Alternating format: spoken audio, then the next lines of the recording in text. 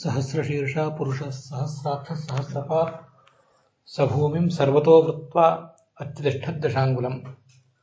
ಭಾಗವತದ 2ನೇ ಸ್ಕಂದದ 2ನೇ ಅಧ್ಯಾಯದ 31 ಶ್ಲೋಕದವರೆಗೆ ನಾವು ನೋಡಿದ್ದೀವಿ. 32ನೇ ಶ್ಲೋಕವನ್ನು ಇವತ್ತು ನೋಡಬೇಕು. 31ನೇ ಶ್ಲೋಕದಲ್ಲಿ ಬಂದಿರುವಂತಹ ಒಂದೆರಡು ವಿಷಯಗಳನ್ನು ಈಗ ಗಮನಿಸಬೇಕಾಗಿದೆ. 31ನೇ ಶ್ಲೋಕದ ಭಾಗವತ ತಾತ್ಪರ್ಯ ಏನಿದೆ, ಅಲ್ಲಿ ಬೃಹತ್ ತಂತ್ರ ಅನ್ನುವ ಶ್ಲೋಕದ ಗ್ರಂಥದಿಂದ ಉದ್ಧೃತವಾದ ಶ್ಲೋಕಗಳಲ್ಲಿ ಅನ್ನನಾಮಾನಂ, ಮಾನಸಂ, ವಿಜ್ಞಾನಂ, ಆನಂದಂ ಅಂತ ಹೀಗೆಲ್ಲ ಶಬ್ದ ಇದೆ. ಅಲ್ಲಿ ಒಂದು ಪ್ರಶ್ನೆ ಬರ್ತದೆ. ತೈತ್ತರೀಯ ಉಪನಿಷತ್ತಿನಲ್ಲಿ ಈ ಜೀವ ಇಲ್ಲಿಂದ ಉತ್ಕ್ರಮಣ ಮಾಡುವಾಗ ಹೇಗೆ ಮಾಡ್ತಾನೆ ಅನ್ನೋದನ್ನು ವರ್ಣಿಸುವಂತಹ ಒಂದು ಪ್ರಸಂಗ ಇದೆ.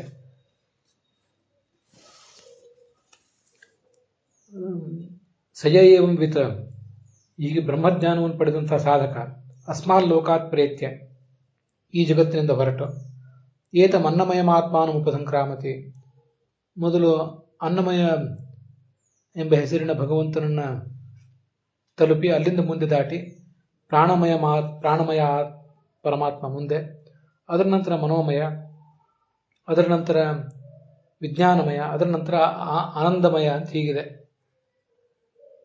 ಅಲ್ಲೆಲ್ಲ ಅನ್ನಮಯಾದಿ 5 ರೂಪಗಳನ್ನು ವರ್ಣನೆ ಮಾಡಿದ್ದಾರೆ. ಇಲ್ಲಿ ಪೃಥ್ವಿಯಾದಿಗಳಲ್ಲಿರುವಂತಹ ಆಯಾ ರೂಪಗಳ ಬಗ್ಗೆ ವರ್ಣನೆ ಮಾಡಿದ್ದಾರೆ. ಆದ್ರಿಂದ ಅವಕ್ಕೆ ಹೊಂದಾಣಿಕೆ ಹೇಗೆ ಅಂತ ಪ್ರಶ್ನೆ ಬಂದರೆ, ಆ ಶ್ಲೋಕದಲ್ಲಿ ಭೂಮಿ ಅಬ್ಗಂ ಅನ್ನನಾಮಾನಂ ಅಂತಿದೆಯಲ್ಲ, ಭೂಮಿ ಮತ್ತು ಪೃಥ್ವಿ ಮತ್ತು ಜಲದಲ್ಲಿರುವಂತಹ ಅನ್ನನಾಮ ಅಂತಂದ್ರೆ ಅನ್ನಮಯ ನಾಮ ಅನಿರುದ್ಧ ಅಂತ ತಿಳ್ಕೊಳ್ಬೇಕು. ಅಲ್ಲಿ ಶ್ಲೋಕದಲ್ಲಿ ಹೇಳಿರುವುದು, ಬೃಹತ್ ತಂತ್ರದ ಶ್ಲೋಕದಲ್ಲಿರುವುದು ಅನ್ನನಾಮ ಅಂತ ಇರಬಹುದು. ಅದಕ್ಕೆ ಅನ್ನಮಯ ನಾಮ ಅಂತ ತೈತ್ತರೀಯ ಉಪನಿಷತ್ತಿಗೆ ಅನುಸಾರವಾಗಿ ಹೊಂದಿಸ್ಕೋಬೇಕು. ಮುಂದೆ ಎಲ್ಲ ಕಡೆನೂ ಕೂಡ ಹೀಗೆ ಮಯ ಅನ್ನುವುದನ್ನ ಅಧ್ಯಾಹಾರ್ಥ ಮಾಡ್ಕೊಳ್ಬೇಕು ಅಂತ ಹೇಳ್ತಾರೆ ಯಾದವಾರ್ಯರು.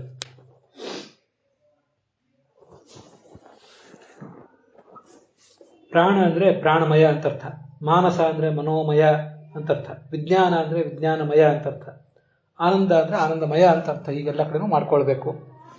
ಇದು ನಾವು ಕಳೆದ ದಿವಸ ಬಿಟ್ಟಂತಹ ಒಂದಂಶ. ಎಲ್ಲಾ ದೇವತೆಗಳು ಕೂಡ ಈ ಅವ್ಯಕ್ತ ಅಂದ್ರೆ ಲಕ್ಷ್ಮೀದೇವಿಯಲ್ಲಿರುವಂತಹ ಆನಂದಮಯನನ್ನ ನೇರವಾಗಿ ತಲುಪುವುದಿಲ್ಲ. ಅದು ಇರುವುದು ಈ ಚತುರ್ಮುಖ ಮೊದಲಾದ ದೇವತೆಗಳಿಗೆ ಮಾತ್ರ. ಬ್ರಹ್ಮಾದ್ಯಾಹ ಕೇಚಿ ದೇವಾತ್ರ ಅಂತ ಅಲ್ಲಿ ವರ್ಣಿಸಿರುವುದು.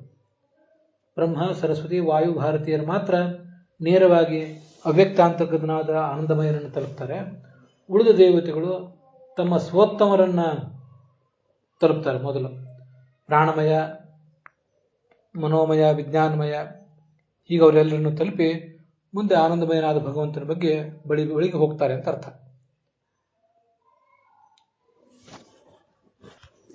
ತದನ್ಯೇ ಕ್ರಮಶಃ ಪರಾನ್ ಅಂತಿದೆಯಲ್ಲ ಆ ಶ್ಲೋಕದಲ್ಲಿ.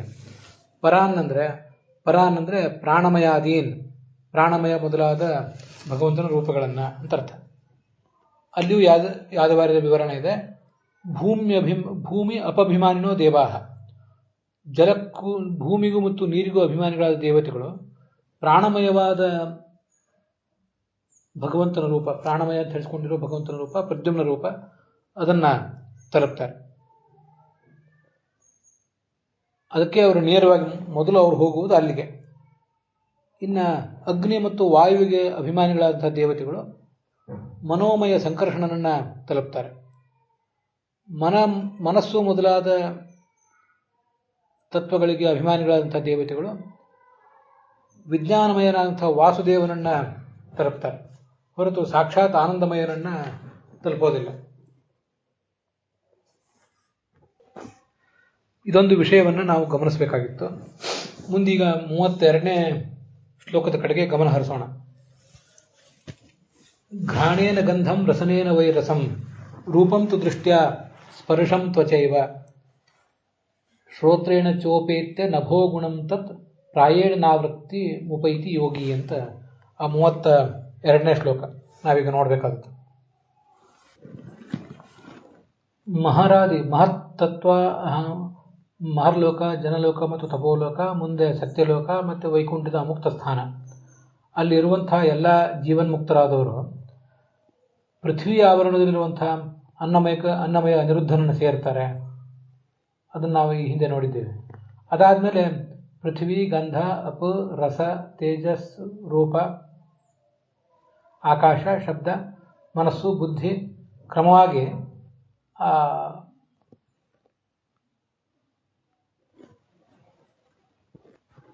ಮೊದಲು ಹೇಳಲ್ಪಟ್ಟದ್ದು ಆಮೇಲೆ ಹೇಳಲ್ಪಟ್ಟದ್ರಲ್ಲಿ ಲಯ ಹೊಂದುತ್ತದಲ್ಲ, ಆಗ ಆ ಲಯ ಹೊಂದುವ ಕಾಲದಲ್ಲಿ ಜೀವನ್ಮುಕ್ತರು ಕೂಡ ಆಯಾ ತತ್ವಗಳಲ್ಲಿರುವಂತಹ ಭಗವಂತನ ರೂಪವನ್ನು ತಲುಪ್ತಾರೆ.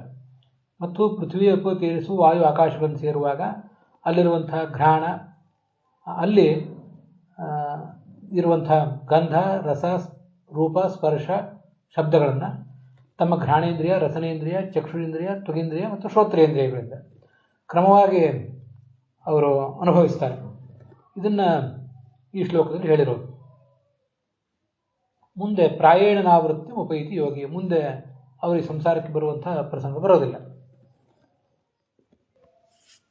ಸ್ವಲ್ಪ ಅದನ್ನೇ ವಿಸ್ತರಿಸಿ ಹೇಳುವುದಾದರೆ, ಈ ಬ್ರಹ್ಮಪ್ರಳಯ ಕಾಲ ಬಂದಾಗ ಪೃಥ್ವಿ ಅನಂತರ ಗಂಧವನ್ನು ತಲುಪ್ತಾನೆ, ಅನಂತರ ಜಲವನ್ನು ಹೊಂದುತ್ತಾನೆ, ಜಲದ ನಂತರ ರಸವನ್ನು, ನಂತರ ಅಗ್ನಿಯನ್ನು, ಅಗ್ನಿಯ ನಂತರ ರೂಪವನ್ನು, ನಂತರ ವಾಯುವನ್ನು, ಅನಂತರ ಸ್ಪರ್ಶವನ್ನು, ಅನಂತರ ಆಕಾಶವನ್ನು, ಅನಂತರ ಶಬ್ದವನ್ನು ಕ್ರಮವಾಗಿ ಹೊಂದುತ್ತಾನೆ ಅಂತ ನಾವು ತಿಳಿಬೇಕು. ಆ ಸಂದರ್ಭದಲ್ಲಿ ಘ್ರಾಣದಿಂದ ಗಂಧವನ್ನು, ತನ್ನ ಜಿಹ್ವೇಂದ್ರಿಯದಿಂದ ರಸವನ್ನು, ಚಕ್ಷುರೇಂದ್ರಿಯದಿಂದ ರೂಪವನ್ನು, ತ್ವಗೇಂದ್ರಿಯದಿಂದ ಸ್ಪರ್ಶವನ್ನು, ಶ್ರೋತ್ರೇಂದ್ರಿಯದಿಂದ ಶಬ್ದವನ್ನು ಹೀಗೆ ಅನುಭವಿಸ್ತಾನೆ. ವಿಜಯಧ್ವಜರು ಹೇಳುವಂತೆ ಇದು ಪಂಚ ತನ್ಮಾತ್ರಗಳ ಪ್ರಳಯ ಪ್ರಕರಣ. ಅವ್ಯಕ್ತದಿಂದ ಮಹತ್ತತ್ವ, ಮಹತ್ತತ್ವದಿಂದ ಅಹಂಕಾರ, ಅಹಂಕಾರದಿಂದ ಪಂಚತನ್ಮಾತ್ರಗಳು, ಮುಂದೆ ಪಂಚಮಹಾಭೂತಗಳು ಹೀಗೆಲ್ಲ ಹುಟ್ಟಿವೆ. ಆ ಪಂಚತನ್ಮಾತ್ರಗಳನ್ನೇ ರೂಪ, ರಸ, ಗಂಧ, ಸ್ಪರ್ಶ, ಶಬ್ದ, ಈ ಶಬ್ದದಿಂದ ನಾವು ಹೇಳೋದು. ಮುಂದೆ ಭಾಗವತ ತಾತ್ಪರ್ಯದಲ್ಲಿ ಒಂದು ಕಡೆ ಬರೋದಿದೆ, ಸ್ಪರ್ಶಾದಯೋಪಿ ವಾಯುವಾದೇಹೇ ಸೂಕ್ಷ್ಮಾವಸ್ಥಾ ಪ್ರಕೀರ್ತಿತಾ. ಈ ಪಂಚತನ್ಮಾತ್ರಗಳೇನಿವೆ, ಸ್ಪರ್ಶ, ರಸ, ಗಂಧ, ರೂಪ ಮೊದಲಾದದ್ದು, ಇವು ವಾಯು, ಆಕಾಶ, ತೇಜಸ್ಸು, ಜಲ ಮತ್ತು ಪೃಥ್ವಿಗಳ ಸೂಕ್ಷ್ಮಾವಸ್ಥೆಗಳು. ಅದರಿಂದ ಪಂಚತನ್ಮಾತ್ರಗಳಿಂದ ಮುಂದೆ ಪಂಚಮಹಾಭೂತಗಳು ಹುಟ್ಟೋರು. ಆ ಕಾರಣಕ್ಕಾಗಿಯೇ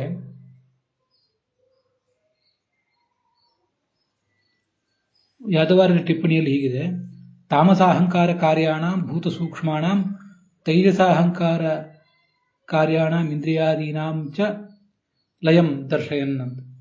ಈ ಭೂತ ಸೂಕ್ಷ್ಮಗಳೇನಿವೆ ಇವೆಲ್ಲವೂ ಕೂಡ ತಾಮಸಾಹಂಕಾರದಿಂದ ಹುಟ್ಟಿದ್ದು. ಅವ್ಯಕ್ತದಿಂದ ಮಹತ್ತತ್ವ, ಮಹತ್ತತ್ವದಿಂದ ಅಹಂಕಾರ, ಹೀಗೆಲ್ಲ ಬಂದಿದೆ. ಆ ಅಹಂಕಾರದಲ್ಲೂ ಸಾತ್ವಿಕ, ರಾಜಸ, ತಾಮಸ ಅಂತ 3 ಥರದ ಅಹಂಕಾರ ಇದೆ. ತಾಮಸ ಅಹಂಕಾರಗಳಿಂದ ಈ ಶಬ್ದ, ಸ್ಪರ್ಶ, ರೂಪ, ರಸ, ಗಂಧ ಮೊದಲಾದ ತನ್ಮಾತ್ರಗಳು ಹುಟ್ಟಿವೆ. ಅವುಗಳನ್ನೇ ಭೂತ ಸೂಕ್ಷ್ಮಗಳು ಅಂತ ಹೇಳೋದು. ಇವುಗಳು ಹೇಗೆ ಲಯ ಹೊಂದುತ್ತವೆ ಅಂತನ್ನೋದನ್ನು ಇಲ್ಲಿ ತಿಳಿಸ್ತಿದ್ದಾರೆ. ಮತ್ತೆ ತೈಜಸ ಅಹಂಕಾರದ ಕಾರ್ಯವಾದಂತಹ ಇಂದ್ರಿಯಗಳು ಅವು ಹೇಗೆ ಲಯ ಹೊಂದುತ್ತವೆ ಅಂತ ಅನ್ನೋದನ್ನು ಇಲ್ಲಿ ತಿಳಿಸ್ತಾರೆ. ಅದನ್ನೇ ಯಾದವಾರ್ಯರು ಹೇಳ್ತಾರೆ. ನಾವು ಅದನ್ನು ಈಗಾಗಲೇ ಒಂದ್ಸಲ ನೋಡಿದ್ದೀವಿ. ಯೋಗಿಯಾದವನು ಪೃಥ್ವಿಯನ್ನು ತಲುಪಿ, ಅಂದರೆ ಪೃಥ್ವಿಯಲ್ಲಿರುವ ಭಗವಂತನ ರೂಪವನ್ನು ತಲುಪಿ ಅಲ್ಲಿಂದ ಮುಂದೆ ಗಂಧವನ್ನು ತಲುಪ್ತಾನೆ. ಅದರ ನಂತರ ಜಲವನ್ನು, ಜಲದ ನಂತರ ರಸವನ್ನು, ಅದರ ನಂತರ ಅಗ್ನಿ, ರೂಪ, ಅದರ ನಂತರ ವಾಯು, ಅದರ ನಂತರ ಸ್ಪರ್ಶ, ಅದರ ನಂತರ ಆಕಾಶ, ಅದರ ನಂತರ ಆಕಾಶದ ಗುಣವಾದ ಶಬ್ದ, ಇವುಗಳೆಲ್ಲವನ್ನೂ ಹೀಗೆ ತಲುಪ್ತಾನೆ ಅಂತ ಅದರ ತಾತ್ಪರ್ಯ. ಹೀಗೆ ಈ ತಾಮಸಾಹಂಕಾರದ ಕಾರ್ಯಗಳಾದ ಈ ಪಂಚತನ್ಮಾತ್ರಗಳೆಲ್ಲವೂ ನಷ್ಟ ಆದಮೇಲೆ, ಅವುಗಳು ನಷ್ಟ ಆಗುವಾಗ ಅವುಗಳ ಜೊತೆಗೇನೆ ಜೀವ ಮುಂದೆ ಹೋಗಿರ್ತಾನೆ. ಮುಂದೆ ತೈಜಸಾಹಂಕಾರದ ಕಾರ್ಯಗಳನ್ನು ಕರೆಸ್ಕೊಂಡಿರುವಂತಹ ಘ್ರಾಣ, ರಸನ, ಚಕ್ಷುರೇಂದ್ರಿಯ, ತ್ವಗೇಂದ್ರಿಯ ಮತ್ತು ಶ್ರೋತ್ರ, ಇವುಗಳ ಮೂಲಕ ಅಲ್ಲಲ್ಲಿರುವಂತಹ ಭಗವಂತನ ರೂಪಗಳನ್ನು ಅವನು ತಲುಪ್ತಾನೆ. ಘ್ರಾಣಾದ್ಯಂತರ್ಗತ ಹರಿಮೂರ್ತಿಭಿ ಸಹ. ಮುಕ್ತಿಗೆ ಹೋದ ಮೇಲೆ ಮಾತ್ರ ಅಲ್ಲ, ಮುಕ್ತಿಗೆ ಹೋಗುವುದಕ್ಕಿಂತ ಮುಂಚೆ ಮುಕ್ತಿಯ ಮಾರ್ಗದಲ್ಲಿಯೂ ಕೂಡ ಹೀಗೆ ಇದೆಲ್ಲವನ್ನು ಅವನು ಅನುಭವಿಸ್ತಾನೆ. ರೂಪ ರಸ ಇತ್ಯಾದಿಗಳನ್ನು ಅನುಭವಿಸ್ತಾನೆ ಅಂತ ತಾತ್ಪರ್ಯ. ಅದಲ್ಲದೆ ಈ ಶ್ಲೋಕ ಏನಿದೆ 32ನೇ ಶ್ಲೋಕ, ಇದು ಮುಕ್ತರು ಅನುಭವಿಸುವಂತಹ ಭೋಗವನ್ನು ಹೇಳುವ ಶ್ಲೋಕ ಅಂತಲೂ ವ್ಯಾಖ್ಯಾನಿಸಬಹುದು. ಮೊದಲನೇ ವ್ಯಾಖ್ಯಾನ ಮುಕ್ತಿಗೆ ಹೋಗುವ ಸಾಧಕರು ಮಾರ್ಗ ಮಧ್ಯದಲ್ಲಿ ಮಾಡುವ ಭೋಗವನ್ನು ಹೇಳುವ ವ್ಯಾಖ್ಯಾನ. ಎರಡನೇದು ಮುಕ್ತಿಗೆ ಹೋದ ಮೇಲೆ ಮಾಡುವ ಭೋಗ. ಪಂಚೇಂದ್ರಿಯೈಹಿ ಯೇ ವಿಷಯಾ ಯಷ್ಟವ್ಯಾ ಸರ್ವತೋವರಾಹ. ಪಂಚೇಂದ್ರಿಯಗಳಿಂದ ನಾವು ಯಾವ ವಿಷಯಗಳನ್ನು ಅನುಭವಿಸಬೇಕು, ಶ್ರೇಷ್ಠವಾದ ವಿಷಯಗಳು. ಮಾನಸಾಶ್ಚ ಅಖಿಲಾನ್ ಪ್ರಾಪ್ಯ, ಮನಸ್ಸಿನಿಂದ ಏನನ್ನು ಅನುಭವಿಸಬೇಕು ಅದೆಲ್ಲವನ್ನೂ ಕೂಡ ಮುಕ್ತವು ಮೋದಂತಿ ದೇವತಾ. ಆ ಮುಕ್ತಿಯಲ್ಲಿ ದೇವತೆಗಳು ಅನುಭವಿಸ್ತಾರೆ, ಉಳಿದವರೆಲ್ಲರೂ ಅನುಭವಿಸ್ತಾರೆ, ದೇವತೆಗಳು ಮಾತ್ರ ಅಲ್ಲ. ತಥಾ ಉದ್ರಿಕ್ತ ನಿಜಾನಂದ ನಿತ್ಯಾನಂದ ಅಸಂವೃತ. ಅವರ ಸ್ವರೂಪಭೂತವಾದ ಆನಂದ ಅಲ್ಲಿ ವ್ಯಕ್ತ ಆಗ್ತದೆ, ಅದನ್ನ ಅವರು ಅನುಭವಿಸ್ತಾ ಅಲ್ಲಿ ಮುಂದುವರಿತಾರೆ ಅಂತ ತಾತ್ಪರ್ಯ. ಇಲ್ಲೇನು ಜಡದ ಈ ಲಯವನ್ನು ಹೇಳ್ತಿದ್ದಾರೆ, ಅದು ಜಡದ ಲಯವನ್ನು ಹೇಳ್ತಾರೆ, ಹಾಗೆ ಚೇತನದ ಲಯವನ್ನು ಹೇಳ್ತಾರೆ. ಅತ್ರ ತತ್ತತ್ಕಾರ್ಯ ಜಡಾನಾಂ ತತ್ತತ್ ಕಾರಣ ಜಡೇಶು ಲಯ. ಒಂದು ಜಡವಾದ ಕಾರಣದಿಂದ ಒಂದು ಜಡವಾದ ಕಾರ್ಯ ಹುಟ್ಟಿದರೆ ಆ ಕಾರ್ಯ ಅನ್ನೋದು ತನಗೆ ಕಾರಣವಾದ ಜಡದಲ್ಲೇ ಲಯ ಹೊಂದುತ್ತದೆ. ಮತ್ತೆ ಆ ಕಾರ್ಯಕ್ಕೊಬ್ಬ ಅಭಿಮಾನಿ ದೇವತೆ ಇರ್ತಾನೆ, ಕಾರಣಕ್ಕೊಬ್ಬ ಅಭಿಮಾನಿ ದೇವತೆ ಇರ್ತಾನೆ. ಕಾರ್ಯದ ಅಭಿಮಾನಿ ದೇವತೆ ಕಾರಣದ ಅಭಿಮಾನಿ ದೇವತೆಯಲ್ಲಿ ಉತ್ತಮ ದೇವತೆಯಲ್ಲಿ ಲಯ ಹೊಂದುತ್ತಾನೆ. ಹೀಗರ್ಥ ಆಗುತ್ತೆ. ಈ ಹಿಂದಿನ 31ನೇ ಶ್ಲೋಕದಲ್ಲಿ ತಥೋ ವಿಶೇಷಂ ಪ್ರತಿಪದ್ಯ ನಿರ್ಭಯ ಅಂತ ಏನಿದೆಯಲ್ಲ, ಅಲ್ಲಿ ಭಾಗವತ ತಾತ್ಪರ್ಯದ ಶ್ಲೋಕ ಇದೆಯಲ್ಲ, ಬ್ರಹ್ಮತರ್ಕದ್ದು. ಪ್ರಾಪ್ಯ ನಾವೃತ್ತಿ ಮಾಯಾಂತಿ ಶಾಂತಿಭೂತಾ ನಿರಾಮಯ ಅಂತ. ಶಾಂತಿಭೂತರಾಗುವುದಂದ್ರೆ ಪರಮಾತ್ಮನಲ್ಲಿಯೇ ಮನಸ್ಸಿಟ್ಟು ಅಂತ ಅದರ ಅರ್ಥ. ಅಲ್ಲಿ ಶೀತೀಭೂತ ಅಂತನೂ ಒಂದು ಪಾಠ ಇದೆ. ಗೋವಿಂದಾಚಾರ್ಯ ಶೀತೀಭೂತ ಅನ್ನೋ ಪಾಠ ಇಟ್ಕೊಂಡಿದ್ದಾರೆ. ಮೋಕ್ಷ ಶೀತೀಭಾವ ಶಮಃ ಅಮೃತಂ ಅಂತ ಒಂದು ಕೋಶವನ್ನು ಅವರು ಉದ್ಧರಿಸ್ತಾರೆ. ಮೋಕ್ಷ ಅಂದರೆ ಶೀತೀಭಾವ, ತಂಪಾಗುವುದು. ಅದೇನೆಂದರೆ ತಾಪತ್ರಯ ಶೂನ್ಯತ್ವಾಚ್ಯ ಮೋಕ್ಷಸ ಶೀತೀಭಾವ ಪದವಾಚ್ಯತ್ವ. ಸಂಸಾರದಲ್ಲಿ 3 ಥರದ ತಾಪಗಳಿರ್ತವೆ, ಆಧ್ಯಾತ್ಮಿಕ, ಆದಿಭೌತಿಕ ಮತ್ತು ಆದಿದೈವಿಕ. ಅವು 3 ಆ ತಾಪ ಬಿಸಿ ಇರುವುದಿಲ್ಲ, ಅದರಿಂದ ಮೋಕ್ಷ ಅನ್ನೋದು ತಂಪಾಗಿರ್ತದೆ ಅಂತ ಶೀತೀಭಾವ ಅನ್ನುವ ಪಾಠ ಹೆಚ್ಚು ಸೂಕ್ತ ಅಂತ ಹೇಳ್ತಾರೆ ಗೋವಿಂದಾಚಾರ್ಯ. 32ನೇ ಭಾಗವತ ಶ್ಲೋಕದ ಭಾಗವತ ತಾತ್ಪರ್ಯ ಶ್ಲೋಕದಲ್ಲಿ ಮಾನಸಾಶ್ಚ ಅಖಿಲಾನ್ ಪ್ರಾಪ್ಯ. ಮಾನಸವಾದ ಭೋಗಗಳು ಅಂದರೆ ಮನಸ್ಸಿನ ಸಂಕಲ್ಪದಿಂದ ಮಾತ್ರ ಮಾಡಿದರೆ ಸಾಕು, ವಿಶೇಷ ಪ್ರಯತ್ನ ಅಲ್ಲಿ ಪಡಬೇಕಾಗಿಲ್ಲ. ಆಲೋಚನೆ ಮಾಡಿದ ಮಾತ್ರದಿಂದ ಅವರಿಗೆ ಏನೇನು ಭೋಗ ಸಿಗಬೇಕೋ ಅದೆಲ್ಲವನ್ನು ಅನುಭವಿಸ್ತಾರೆ ಅಂತ ತಾತ್ಪರ್ಯ ಆಗ್ತದೆ. ಮುಂದೆ 33ನೇ ಶ್ಲೋಕ. ಆಕಾಶ ತತ್ವವನ್ನು ಸೇರಿದ ಮೇಲೆ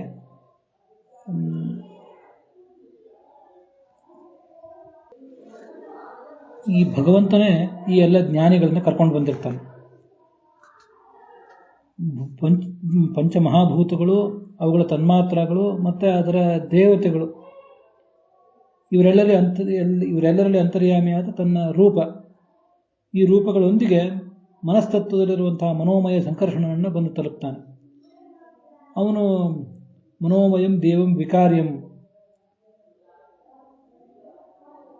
ಸನಾತನೋಸೋ ಭಗವಾನ್ ಅನಾದಿಹಿ. ಅವನು ಸನಾತನ, ಅದಕ್ಕೇನರ್ಥ ಅಂತ ಮುಂದೆ ಹೇಳ್ತಾರೆ. ಸಂಸಾಧ್ಯ ಮತ್ಯ ಸಹ ತೇನ ಯಾತಿ.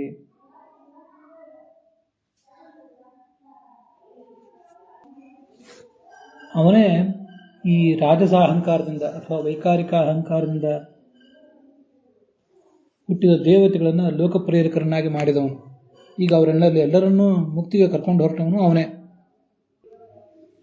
ಇದು ವಿಜಯಧ್ವೇತರು ಹೇಳಿದಂಥ ಅರ್ಥ. ಭೂತ ಸೂಕ್ಷ್ಮ ಇಂದ್ರಿಯ ಸನ್ನಿಕರ್ಷ ಅರ್ಥ. ಭೂತ ಸೂಕ್ಷ್ಮಗಳು ಅಂದರೆ ಶಬ್ದ ತನ್ಮಾತ್ರಗಳು ಮೊದಲಾದದ್ದು. ಪಂಚಮಹಾಭೂತಗಳು ಇವೆಲ್ಲದರ ಜೊತೆಗೆ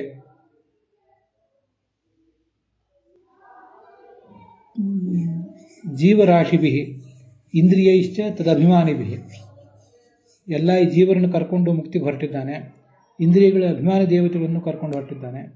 ಇವನು ಅನಾದಿ.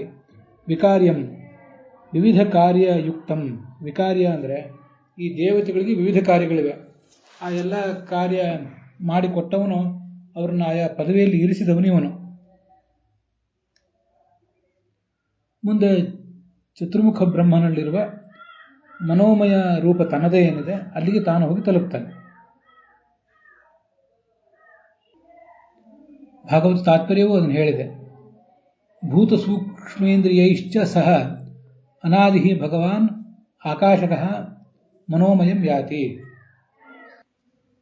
ಭೂತ ಸೂಕ್ಷ್ಮೇಂದ್ರಿಯ ಸನ್ನಿಕರ್ಷಾತ್ ಅಂದರೆ ಭೂತಗಳು ಮತ್ತು ಭೂತ ಸೂಕ್ಷ್ಮಗಳು ಮತ್ತು ಇಂದ್ರಿಯಗಳು ಇವುಗಳೆಲ್ಲವನ್ನೂ ಸೇರಿ ಆಕಾಶದಲ್ಲಿರುವಂತಹ ಅನಾದಿಯಾದ ಭಗವಂತ ಮನೋಮಯ ರೂಪವನ್ನು ಹೋಗಿ ತಲುಪ್ತಾನೆ. ಅವನನ್ನೇ ನಾದವತ್ವಾತ್ ಸನಾತನ ಅಂತ ಹೇಳಿರೋದು. ಸನಾತನ ಅಂದರೆ ಅನಾದಿ ಅಂತ ನಮ್ಗೆ ಗೊತ್ತಿದೆ. ಸನಾತನೋಸೋ ಭಗವಾನ್ ಅನಾದಿ ಅಂತ ಬಂದಿದೆ ಆ ಶ್ಲೋಕದಲ್ಲಿ. ಅನಾದಿ ಅಂದರೆ ಆದಿ ಇಲ್ಲದೆ ಇದ್ದವನು, ಸನಾತನ ಅಂದರೆ ನಾಶ ಇಲ್ಲದೆ ಇರುವವನು ಅಂತ ನಮಗೆ ಸಾಮಾನ್ಯವಾದ ಅರ್ಥ ಗೊತ್ತಿದೆ. ಒಂದು ಹೆಚ್ಚಿನ ಅರ್ಥ ಇದೆ ಅದಕ್ಕೆ. ನಾದವುಳ್ಳವನಾದ್ರಿಂದ ಸನಾತನ ಅಂತ. ಅದಕ್ಕೆ ನಾದೇನ ತೇನ ಮಹತಾ ಸನಾತನ ಇತಿ ಸ್ಮೃತಃ ಅಂತ ಮೋಕ್ಷ ಧರ್ಮ ಪರ್ವ, ಮಹಾಭಾರತದ ಶಾಂತಿ ಪರ್ವದ ಉಪಪರ್ವವಾದ ಮೋಕ್ಷ ಧರ್ಮ ಪರ್ವದಲ್ಲಿ ಒಂದು ಮಾತಿದೆ. ಅದನ್ನು ಆಚಾರ್ಯರಲ್ಲಿ ಉದ್ಧರಿಸಿದ್ದಾರೆ. ಅದಕ್ಕೇನರ್ಥ?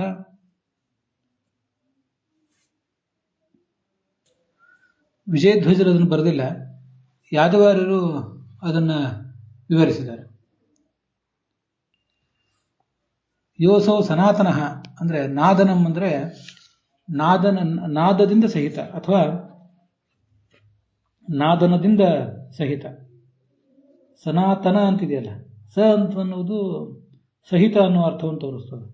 ನಾತನ ಅಂದರೂ ನಾದನ ಅಂದರೂ ಅರ್ಥ ಒಂದೇ. ಅದಕ್ಕೆ ಶಬ್ದ ಅಂತ ಅರ್ಥ. ಯಾವ ಶಬ್ದ ಅಂದರೆ ವೀರಾತ್ಮಕವಾದ ಶಬ್ದ. ವೇದವೆಂಬ ಶಬ್ದದಿಂದ ಸಹಿತನಾದವನು ಈ ಭಗವಂತ ಅಂದರೆ ವೇದದಿಂದ ಪ್ರತಿಪಾದ್ಯ, ತತ್ಸ್ತುತ್ಯ ಅಂತ ಅರ್ಥ.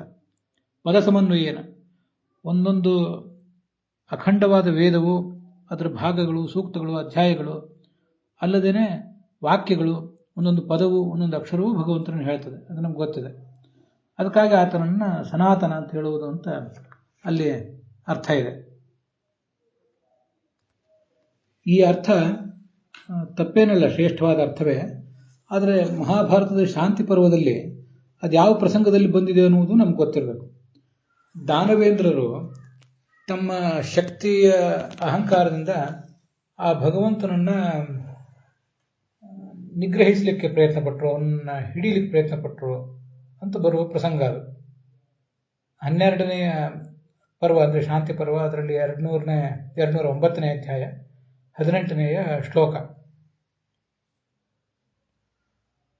ತಥೋ ವಿಷ್ಣು ಮಹಾತೇಜಾಃ ವಾರಾಹಂ ರೂಪಮಾಸ್ಥಿತಃ ಅಂತರ್ಭೂಮಿಂ ಸಂಪ್ರವಿಶ್ಯ ಜಗಾಮ ದಿತಿಜಾಂ ಪ್ರತಿ.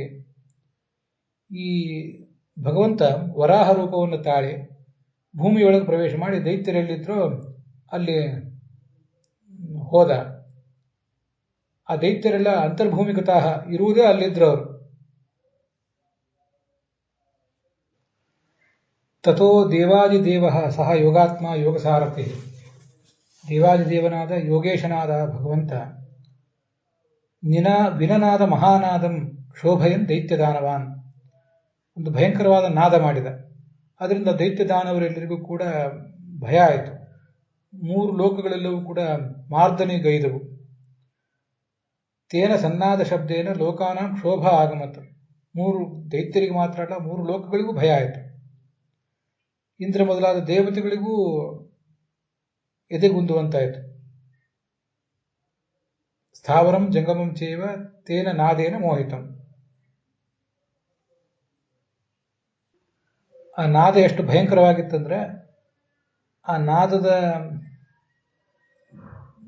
ಶ್ರವಣ ಮಾತ್ರದಿಂದ ಅವರು ಪ್ರಾಣ ಕಳ್ಕೊಂಡ್ರು ಅನೇಕ ದೈತ್ಯರು. ವರಾಹ 13 ದ್ವಿಷಾಂ ಖುರೈಹಿ ವಿದಾರಯಾಮಾಸ ಮಾಂಸಮೇಧೋಸ್ತಿ ಸಂಚಯಾನ್. ತನ್ನ ವರಾಹ ರೂಪವನ್ನು ತಾಳಿದ್ನಲ್ಲ, ತನ್ನ ಕಾಲುಗಳ ಗೊರಸುಗಳಿಂದ ಆ ದೈತ್ಯರ ಮಾಂಸ ಮೇಧಸ್ಸೆಲ್ಲವನ್ನು ಕೂಡ ಸೀಳಿ ಹಾಕಿದ. ಹೀಗೊಂದು ಮಹಾನಾದ ಮಾಡಿದ್ನಲ್ಲ ಅವನು, ವಿನನಾದ ಮಹಾನಾದಂ ಅಂತ ಬಂದಿದೆಯಲ್ಲ, ಹೀಗೆ ಮಹಾನಾದ ಮಾಡಿದ್ದರಿಂದ ಅವನಿಗೆ ಸನಾತನ ಅಂತ ಹೆಸರು. ನಾದೇನ ತೇನ ಮಹತ ಸನಾತನ ಇತಿ ಸ್ಮೃತಃ. ಇದು ಶಾಂತಿ ಪರ್ವ 12ನೇ ಅಧ್ಯಾಯ, 12ನೇ ಪರ್ವ. ಅಲ್ಲಿ 209ನೇ ಅಧ್ಯಾಯ. 209ನೇ ಅಧ್ಯಾಯ ಅಂತನ್ನುವುದು ಒಟ್ಟಾರೆ ಶಾಂತಿ ಪರ್ವವನ್ನು ದೃಷ್ಟಿಕೋನದಲ್ಲಿ ಇಟ್ಕೊಂಡು, ಮೋಕ್ಷ ಧರ್ಮ ಪದವನ್ನು ದೃಷ್ಟಿಕೋನದಲ್ಲಿ ಇಟ್ಕೊಂಡು ಹೇಳಿದ್ದಲ್ಲ ಅದು. ನೀವು ಆ ಶ್ಲೋಕವನ್ನು ಅಲ್ಲಿ ಕಾಣುವವರು ಮೋಕ್ಷ ಧರ್ಮ ಪರ್ವದ ಅಧ್ಯಾಯವನ್ನು ಬೇರೆಯೇ ನೋಡಬೇಕಾಗ್ತದೆ. ಪದ್ಮನಾಭೋ ಮಹಾಯೋಗಿ ಭೂತಾಚಾರ್ಯ ಸ ಭೂತರಾಟ್. ಅವನನ್ನು ಪದ್ಮನಾಭ ಮಹಾಯೋಗಿ ಅಂತಾರೆ, ಭೂತಾಚಾರ್ಯ ಅಂತಾರೆ, ಭೂತರಾಜ ಅಂತಾರೆ.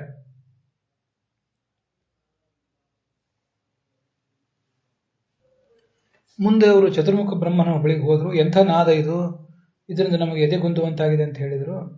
ಆಗ ಆ ಚತುರ್ಮುಖ ಬ್ರಹ್ಮ ಅವರಿಗೆ ಇದೆಲ್ಲವೂ ವರಾಹನ ಧ್ಯಾನ, ಸ್ಥಿರೀಭವತ, ಸಮಾಧಾನ ಮಾಡಿಕೊಳ್ಳ್ರಿ. ಕೃಷ್ಣೋಯಂ ಸರ್ವ ವಿಘ್ನ ವಿನಾಶನಃ, ನಿಮಗೆ ಬಂದು ವಿಘ್ನಗಳನ್ನೆಲ್ಲ ನಾಶ ಮಾಡಿದ್ದಾನೆ ಅಂತ ಹೇಳಿದರು. ಇದಲ್ಲಿ ಕೇಳಿ ಬರ್ತದೆ. ಅದರಿಂದ ಅಲ್ಲಿ ಮೂಲಭೂತವಾಗಿ ಇರುವುದು, ಮೋಕ್ಷಧರ್ಮ ಪರ್ವದಲ್ಲಿರುವುದು ಮಹತ್ತಾದ ಗರ್ಜನೆ ಮಾಡಿದ ಅಂತ ಹೊರತು ಅಲ್ಲಿ ವೇದ ಪ್ರತಿಪಾದ್ಯ ಅಂತ ಆ ಪ್ರಸಂಗಕ್ಕೆ ಹೊಂದುವ ಅರ್ಥ ಅಲ್ಲ ಅದು. ಆದರೆ ಸಕಲ ಮಹಾಭಾರತಕ್ಕೂ ಕೂಡ 10 ಅರ್ಥಗಳಿರೋದರಿಂದ ವೇದ ಪ್ರತಿಪಾದ್ಯ ಅಂತ ಮತ್ತೊಂದು ಅರ್ಥ.